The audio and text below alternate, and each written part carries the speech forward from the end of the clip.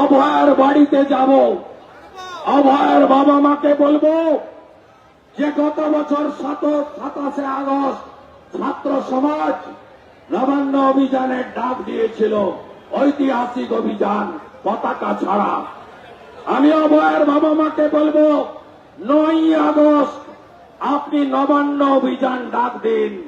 আমি শুভেন্দু অধিকারী রাজনীতির স্বার্থ দূরে সরিয়ে রেখে আপনাদেরকে নিয়ে আরেকবার মমতা ব্যানার্জিকে 26-এর নির্বাচন ফাইনাল বিসর্জনের আগে 9 আগস্ট ক্রান্তির দিন, ভারত ছাড়ো আন্দোলনের দিন, ওই দিন মমতা ব্যানার্জিকে আমরা দেখিয়ে দিতে চাই আপনি এইভাবে আমাদের বাড়ির কন্যাদের নষ্ট করতে, ধ্বংস করতে, মেরে ফেলতে, সম্ভ্রম কেড়ে নিতে পারেন না, পারেন না, পারেন না।